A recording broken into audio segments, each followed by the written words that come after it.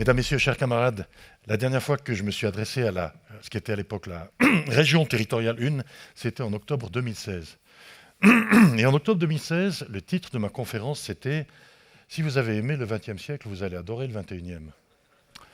Et je me souviens des visages absolument sidérés de mes camarades lorsque j'ai essayé de faire la liste de toutes les plaques tectoniques qui étaient en train de bouger, que ce soit évidemment le changement climatique, le retour des idéologies mortifères, les mouvements migratoires, enfin tout ce qui était en train de se passer, pour prédire à l'époque qu'on allait droit vers une guerre d'envergure en Europe.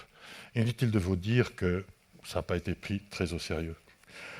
Entre deux, il faut quand même s'apercevoir qu'une telle accumulation de nuages noirs à l'horizon, comme on a eu depuis les années 2000, ça ne pouvait mener qu'à la situation dans laquelle on se trouve aujourd'hui.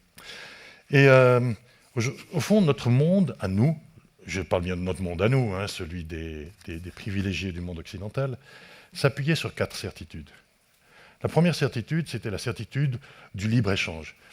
La globalisation était un fait, elle était terminée, et on ne reviendrait plus sur la globalisation. Oubliez. La deuxième chose, c'était la démocratie. Donc, souvenez-vous, la fin de l'histoire, la victoire du modèle démocratique libéral qui allait s'imposer sur l'ensemble de la planète, dans la plupart des cas d'ailleurs de façon parfaitement pacifique. On oublie, la démocratie est en recul. Il y avait aussi cette conviction de la paix en Europe. La paix en Europe, pour toujours, on avait oublié qu'il y avait eu la Yougoslavie, comme s'il n'y avait pas eu une guerre en Europe. Cette paix en Europe, toute personne qui regardait les mouvements d'ensemble pouvait vous prédire qu'elle ne serait que temporaire et qu'elle était un accident de l'histoire, car la paix était un accident de l'histoire. Et là, c'est l'état naturel de l'humanité, c'est le conflit. Et on y revient. Et puis finalement, il y avait une 4e certitude.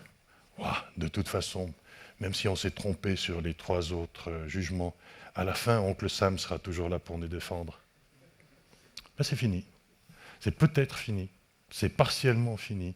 Mais ce qui est certain, c'est que les signaux qui nous parviennent de Washington aujourd'hui semblent indiquer au mieux un engagement, disons, un peu à contre-cœur, au pire un pacte Molotov-Ribbentrop entre des pays qui ont décidé désormais que la politique de puissance était la politique de l'avenir. Alors, en fait, ce monde régi par les valeurs auquel nous croyons tous, et dont je pense d'ailleurs qu'il est quand même le meilleur des mondes, ce monde régi par les valeurs, il s'est écroulé. Bonjour Monsieur Bismarck, on est de retour à la politique de puissance du 19e siècle. C'est extrêmement inquiétant, la guerre est revenue, et la guerre, comme ça a été mentionné plusieurs fois aujourd'hui, elle a changé de nature. Elle a changé de nature, et pas seulement en termes de technologie, la question c'est pas de savoir s'il y a des drones ou pas de drones, et si on travaille un peu plus avec les blindés, et si les blindés sont plus d'actualité ou s'ils vont revenir avec de nouveaux équipements dans 10 ans. C'est pas ça qui est déterminant. Aujourd'hui, et ça a été mentionné aujourd'hui, on ne déclare plus la guerre. On ne déclare plus la guerre, soit on procède par attaque surprise, plus ou moins surprise, elle peut être annoncée comme l'attaque américaine sur les installations nucléaires en Iran, soit alors on rentre dans le conflit larvé non militaire, ou pas franchement militaire, mais qui est un réel conflit. Il est un réel conflit. C'est la guerre hybride. Cette guerre hybride, elle est sournoise, elle est non déclarée, elle est informelle, et elle se passe en ce moment. Ce qu'il y a de bien avec la guerre hybride, c'est qu'elle permet aux opinions publiques de rester dans leur sommeil béat et dans leur état de déni. On peut toujours dire que ce n'est pas vrai, que ça n'arrive pas. Je ne sais pas si vous vous souvenez de l'époque où les pacifistes allemands citaient cette phrase, je crois, de Brecht. Imaginez qu'il y ait la guerre et personne n'y va. Bon, c'était stell dir vor, es gibt Krieg und keiner geht hin. Et maintenant, c'est la situation, imaginez, il y a la guerre et personne ne s'en rend compte, ou respectivement, personne ne veut s'en rendre compte. C'est la situation dans laquelle nous sommes aujourd'hui. Aujourd'hui, en Europe, tous les jours, il y a des sabotages contre des infrastructures. Je vous donne un exemple. Sur les 3 derniers mois, 15 infrastructures de communication sur la côte est, comme par hasard de la Suède, ont fait l'objet d'opérations de sabotage. On ne parle pas des câbles sous-marins, etc., etc. Donc, sabotage d'infrastructures critiques, attaques cyber. Les attaques cyber, c'est tous les jours, tout le temps, en permanence. évidemment pas toujours attribuables, et puis on ne veut pas les attribuer, parce que si on les attribuait, on devrait en tirer les conséquences. Des assassinats ciblés, des préparations d'assassinats, ça c'est la réalité en Europe aujourd'hui. Ce n'est pas un livre de science-fiction, de politique-fiction. Alors, aujourd'hui, donc on est en fait dans une situation de guerre, mais on n'est pas encore prêt à l'accepter. Alors, il y a plusieurs composantes dans la guerre hybride, et on pourrait rentrer dans tous les détails de la guerre cyber, de la guerre de sabotage, etc. Aujourd'hui, moi, je vais vous parler de la guerre de l'information. Parce que la guerre de l'information, c'est un élément absolument central des opérations de déstabilisation, et en fait, elle fait déjà rage sous nos yeux.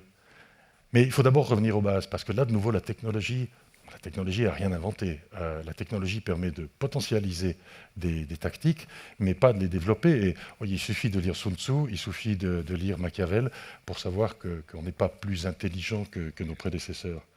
On peut parler de la propagande, on peut parler des faux, des fake news, des sondages bidons, des rumeurs, de la partialité dans la manière de traiter l'information, les informations d'apparence scientifique, etc. Toutes ces mesures ont un but.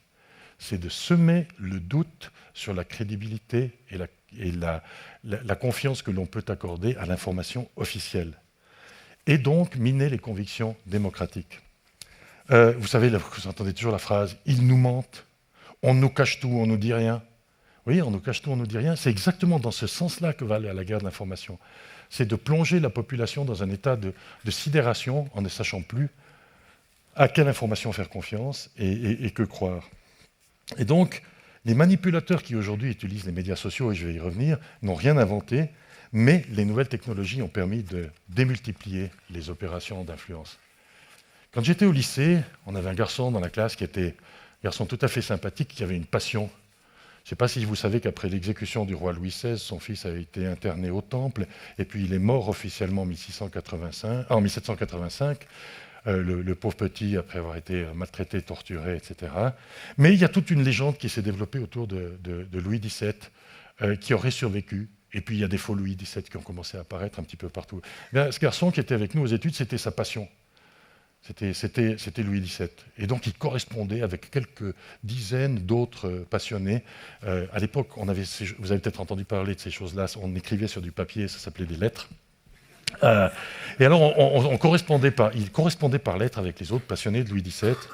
Et puis à côté de ça, il y avait les passionnés de l'assassinat de Kennedy, il y avait ceux de la bête du Gévaudan, il y avait ceux du mystère des pyramides, il y avait aussi la fausse fille du tsar qui avait survécu aux assassinats dans la maison Ipatiev, la princesse Anastasia. Tout ça, c'était bien innocent. Puis ces gens, au fond, correspondaient entre eux et ne faisaient de mal à personne. Ceux-là, ils existent toujours. Ensuite, il y avait les conspirations un peu plus poussées. Je pourrais vous parler des chemtrails, ou plus tard aux États-Unis, le Pizzagate, avec la pizzeria, que je connais très bien, c'était à côté de l'ambassade, où les politiciens démocrates sacrifiaient des enfants et buvaient leur sang après en avoir abusé sexuellement tous les jours pour accroître leur pouvoir occulte. Voilà. Il y avait les histoires du gouvernement mondial, il y avait les histoires de puces dans les vaccins. Ça, c'est la deuxième catégorie de gens qui se prêtent à la guerre de l'information. Puis la troisième catégorie, c'est les experts. Ah, les experts. En général, des anciens de l'administration qui ont fait une carrière pas trop brillante et qui ont enfin l'occasion de faire éclater leur génie au grand jour en prenant la parole quand les vrais professionnels ne peuvent pas parler, et qu'on retrouve régulièrement au téléjournal pour parler, par exemple, d'opérations de renseignement dont ils n'ont aucune idée, mais dont ils parlent avec une compétence tout à fait surprenante. Voilà, il y avait ceux-là, donc il y a tous ces experts, je pourrais en citer, mais je vais essayer de vexer personne. Enfin, ils ne sont pas dans la salle. Et puis d'autre part, il y a aussi les habituels discoureurs de coin de bar qui d'habitude ne fatiguaient que les autres clients qui étaient encore là à 2h du matin et qui aujourd'hui ont un public mondial et qui arrivent toujours à trouver des gens qui vont pouvoir convaincre. Et puis, au milieu de tout ça, il y a les vrais agents d'influence, les professionnels. Ceux dont la mission est précisément d'exploiter ces failles sociétales, d'exploiter tous ces potentiels haut-parleurs qui vont leur permettre d'amplifier un message qui reste, comme je vous l'ai dit au début, toujours le même. Vous ne pouvez pas faire confiance à l'information officielle. L'information officielle n'est destinée qu'à plonger le peuple dans l'ignorance pour mieux pouvoir le manipuler. Alors, tous ces messages sont désormais amplifiés de façon totalement exponentielle par les médias sociaux. Aujourd'hui, le miracle des médias sociaux permet à tous les semeurs de discorde de se retrouver en fait dans une position de communication qu'ils n'ont jamais eu avant. Et là, on a affaire aussi à un phénomène très intéressant qui est le phénomène de la fausse équivalence. Aujourd'hui, le docteur Diafoirus aura le même temps de parole qu'un prix Nobel de médecine qui a fait son prix Nobel en épidémiologie. Il aura le même temps de parole. Il aura aussi un public qui va dire, vous voyez, c'est quand même intéressant ce qu'il dit, c'est quand même intéressant, il y a quelque chose. On ne peut pas ignorer cette autre opinion. Et dans le cadre de la guerre hybride qui est menée en ce moment contre l'Europe, eh bien, les acteurs de la guerre hybride ont su parfaitement exploiter tous ces différents milieux pour amplifier leur message. Je vais vous donner quelques exemples. Personne ne se souvient qu'au début de la crise du Covid, il y avait un médecin extrêmement connu avec des titres qui n'en finissaient pas, qui avait fait un post. Ce post avait fait des millions de reposts, démontrant que Sanofi, la grande société pharmaceutique française, était de mèche avec les Chinois parce qu'en fait, ils avaient produit le Covid ensemble. C'était vrai, il y avait une base d'information qui était vraie. Sanofi avait travaillé à Wuhan. Donc, vous voyez, c'est la preuve, ils ont travaillé avec les Chinois. Et en fait, ils ont déjà le vaccin. Et ensuite, c'est eux qui vont mettre le vaccin sur le marché et ils vont faire des milliards. Donc, c'est une grande conspiration contre l'humanité. Et il y avait encore à la fin une petite note pour dire, et notez bien le nom des principaux dirigeants de Sanofi, et on avait sélectionné tous les médecins et tous les dirigeants juifs, ce qui permettait de revenir au XVe siècle, où quand il y a une épidémie, c'est la faute des juifs, qui vont d'ailleurs en profiter. C'était très très intéressant à suivre. Personne ne s'est donné la peine d'aller contrôler d'où venait le médecin en question, qui n'avait jamais existé. C'était une pure invention. Et quelques mois plus tard, quand la seule des grandes sociétés pharmaceutiques qui n'avait pas le vaccin et qui n'a pas gagné d'argent, c'était Sanofi, personne ne s'est souvenu qu'il y avait eu ce poste. Mais entre deux, on avait semé le doute. Et c'était l'essentiel. Vous pouvez prendre des exemples en permanence d'opérations de renseignement, des informations qui ont été menées comme celle-ci. Souvenez-vous cette merveilleuse vidéo de la vendeuse de chez Hermès, une jeune africaine qui travaille chez Hermès à Paris, et qui raconte comment Madame Zelensky est arrivée à Paris dans la boutique Hermès. Elle a payé avec la carte de crédit du gouvernement ukrainien et elle est repartie avec, pour 100 000 euros de sacs Birkin, oui, de sacs Birkin et autres babioles.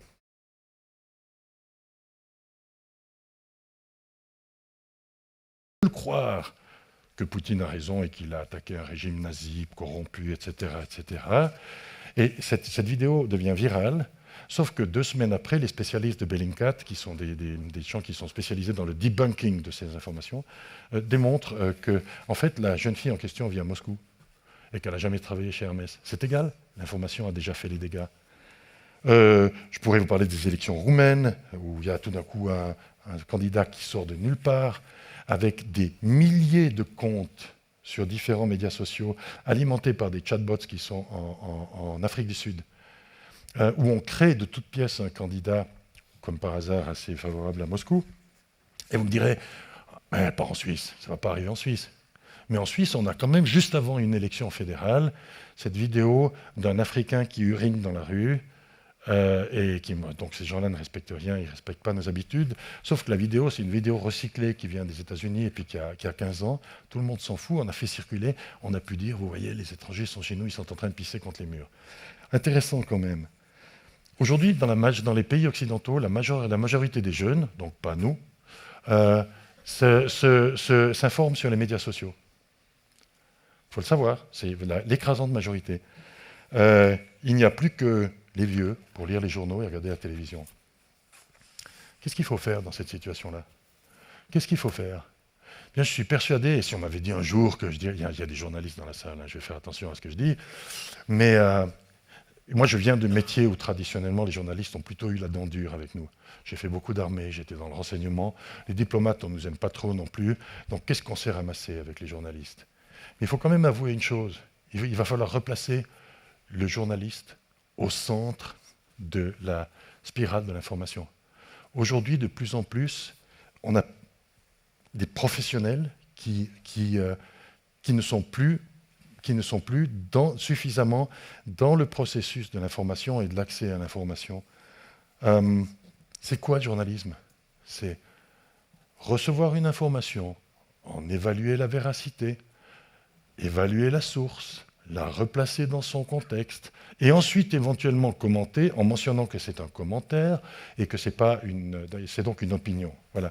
Et pour ça, il y a des professionnels, ça s'appelle les journalistes. Or, aujourd'hui, dans la masse d'informations qui atteint les jeunes, il n'y a plus les journalistes. Et c'est très très grave. Par contre, il y a plein d'experts. Alors je peux vous garantir, il y a plein d'experts qui ne savent absolument pas de quoi ils parlent, mais ils sont vraiment très très forts. Aujourd'hui, le modèle économique du journalisme est à l'agonie. Il faut voir les choses comme elles sont. Les journaux, la presse écrite va lentement vers sa fin, lentement, et puis en Suisse peut-être un peu moins vite qu'ailleurs. Les médias traditionnels comme la télévision, la radio ne vont pas très très très bien non plus. Et il faudra trouver des solutions. Et alors c'est intéressant, parce que quand j'étais ambassadeur aux États-Unis, j'ai essayé de rassembler les meilleures têtes pensantes du journalisme américain pour avoir une séance sur le sujet. Et je vous dis tout de suite, je n'ai pas la solution. Parce que si j'avais la solution, ce serait moi le nouveau Rupert Murdoch, je serais milliardaire si j'avais trouvé la solution.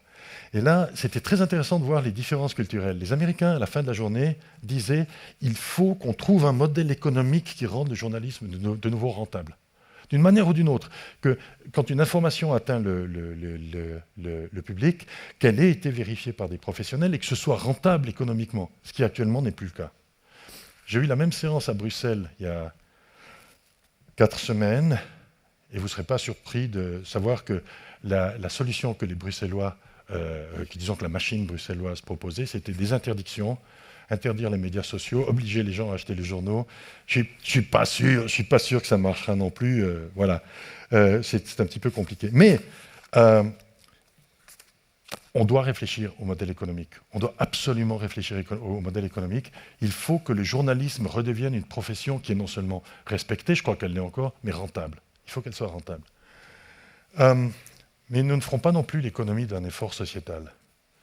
Et l'effort sociétal, ce sera de rééduquer, j'allais dire les jeunes, mais il n'y a pas que les jeunes, à l'esprit critique, au vrai esprit critique, et puis leur apprendre à naviguer ce monde de la désinformation. Il faut aussi apprendre de nos erreurs.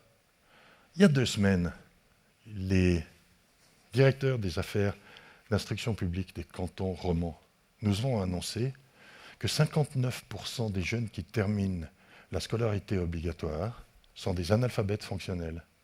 C'est-à-dire qu'ils sont incapables de lire un texte d'une page A4 et d'en comprendre le sens. Est-ce qu'on réalise? Puis ça va passer. Alors ça va passer dans les informations. Alors je vous dis, le prix du F-35, ça a pris plus de place.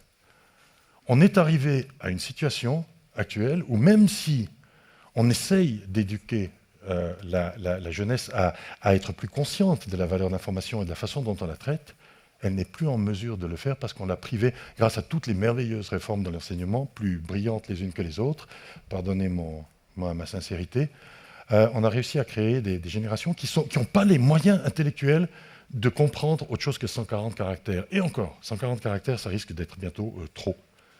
Je ne vais pas vous parler non plus des connaissances en histoire, parce que les connaissances en histoire... vous savez que dans beaucoup de cantons, on a aboli l'enseignement de l'histoire, parce que c'était un peu vieillot, facho, on apprenait les dates et les batailles, donc il ne fallait surtout pas faire de l'histoire. On a fait plein de sociologie, de psychologie et de trucs vachement utiles, mais on a arrêté l'enseignement de l'histoire. Je pense qu'il va falloir commencer à réfléchir. Parce que pour former des citoyens responsables, il faudra peut-être... D'abord, leur donner les moyens intellectuels de comprendre un texte de plus de 144 caractères, et puis aussi savoir d'où ils viennent pour pouvoir décider où ils veulent aller. Et là, il y a du boulot. Mais il s'agira aussi de travailler sur la crédibilité des informations officielles, les nôtres. Parce que jusqu'à maintenant, vous observez quand même quelque chose d'assez intéressant qui s'est passé ces dernières années. Les élites autoproclamées que nous sommes ont choisi de plus en plus à quelles informations les citoyens pouvaient vraiment avoir accès, parce qu'il y en avait d'autres. Ouais, il ne faut pas leur dire, parce que ça pourrait leur donner de mauvaises idées, ça pourrait aller à l'encontre de ce qu'on essaye de faire. Donc on ne leur dit pas la vérité, ou on la cache, ou on la modifie un petit peu. Alors pour vexer personne, je vais prendre un exemple américain. quand avant les élections de 2020, l'ordinateur de Hunter Biden a été trouvé, et qui s'est trouvé, mais une conspiration du silence dans les médias, respectivement une conspiration du mensonge, pour dire que ce n'était pas son ordinateur, et que toutes les informations qui étaient dedans étaient des fake news. C'était prendre les gens pour des cons, en bon français. Et le résultat, c'est qu'après, il y a des gens qui ne font plus confiance aux informations officielles.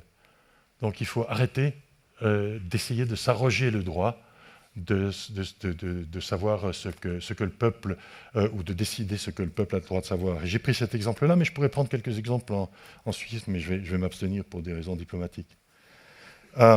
Donc, ça, c'est une chose à faire. Il faut rétablir cette crédibilité de l'information officielle.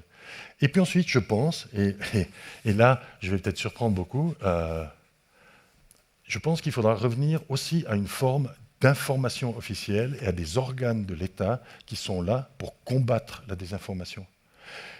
Quand j'étais jeune, c'est vous dire si c'était il y a longtemps, dans l'armée suisse, on avait une division qui s'appelait la division presse et radio, où on avait des journalistes professionnels qui, lorsqu'on les mobilisait, mettaient l'uniforme. On avait des antennes un peu partout, pour le cas où nos antennes auraient été neutralisées. On avait des studios de radio, et on avait la possibilité de répondre à des opérations de désinformation qui auraient été lancées contre la Suisse en cas d'attaque générale. On a aboli tout ça, c'était du vieux bois, on n'a plus besoin de tout ça. Aujourd'hui, on serait très content d'avoir une division presse et radio. Sauf que ce ne sera plus presse et radio. Il faut qu'on ait des spécialistes de la désinformation qui soient capables d'analyser en temps réel ce qui est en train de se passer et de contrer immédiatement les opérations de désinformation de l'adversaire, parce que c'est un adversaire, et il se livre à des opérations de désinformation sur notre territoire en permanence. Donc, je ne vous parle pas de décupler encore le nombre de porte-parole des départements. C'est pas ça. C'est pas ça. Pour distiller la bonne information, la bonne parole et la version officielle mais des vrais guerriers de l'information. On a besoin maintenant de guerriers de l'information. Parce qu'on ne gagnera aucune guerre hybride sans avoir eu d'abord le courage de s'attaquer à ce sujet-là. Et ce sujet-là, ça coûte moins cher que des patriotes, c'est vrai, hein, mais ça coûte cher aussi. Et puis ça demande un vrai effort de société puis de réflexion que je ne crois pas que la Suisse soit aujourd'hui prête à faire. En fait, seuls des journalistes et des analystes professionnels peuvent garantir l'accès des citoyens à une information qui soit fondée et vérifiée. Et aujourd'hui, l'information fondée et vérifiée, c'est de l'or. C'est de l'or pour la défense. Je ne crois pas personnellement que nous résoudrons les problèmes en tentant de faire taire les agents d'influence et les imbéciles. Ce n'est pas avec des interdictions qu'on va résoudre le problème. La démocratie ne sera pas sauvée par un système qui, en fait, s'attaquerait à la liberté d'expression et qui, par définition, reviendrait précisément à nier les valeurs que nous essayons de défendre. Donc, il ne faut pas opérer avec des interdictions. Pour ceux d'entre nous... non, parce que j'ai beaucoup plaisanté sur le fait qu'on ait un certain nombre de vieux dans la salle. J'avais presque l'impression d'être dans le film Space Cowboys. Parce que je me rends compte qu'il y a un certain nombre de gens dans la salle qui ont encore un savoir qui date de l'époque de la guerre froide et qui revient tout d'un coup à la mode, et il faudra bien qu'on l'utilise à un moment donné. Mais à l'époque, c'était à l'époque de la crise pétrolière en Europe, dans les années 70, il y avait un slogan de la République française qui disait « Il y a beaucoup à faire, mettons-nous au travail ». Merci beaucoup.